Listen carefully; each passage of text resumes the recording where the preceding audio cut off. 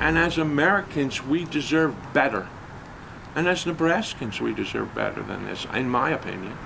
This disabled veteran says state and federal leaders need to do better in the fight against COVID-19. Well, he says he tracked the number of positive cases every day, locally and nationally, and he's noticed some discrepancies. KETV News Watch 7's Jose Zozaya investigates tonight.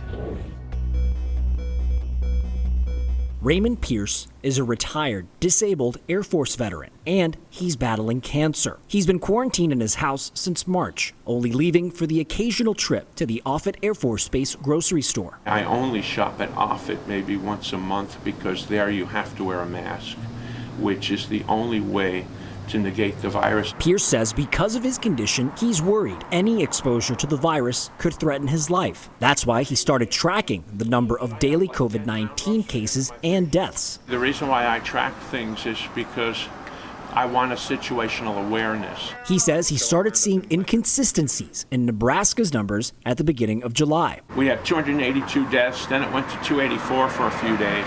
Then somehow it went down to 283 deaths.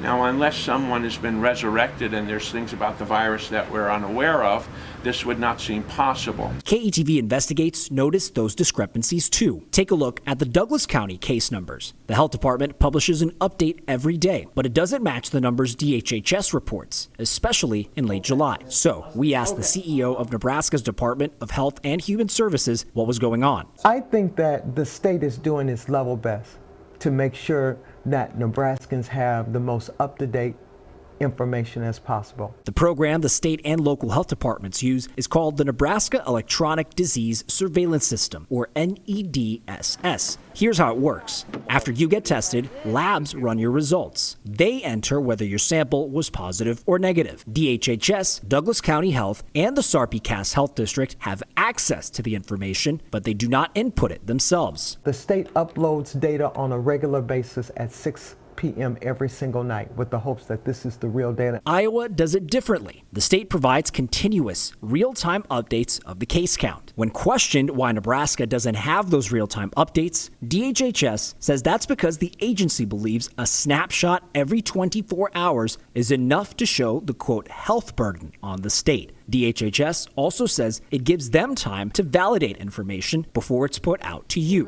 But what about the discrepancies, the ones keeping Pierce holed up at home? Since the federal government won't protect me, and since the state government, I don't believe, is doing an adequate job, I have to try to protect myself, which is why I compile the data and try to understand it as best as I can. DHHS says it could be multiple factors and that the department is, quote, continually validating and updating the information through the contact tracing process. Still, Pierce says something needs to change. There are people that are suffering. They're not just numbers.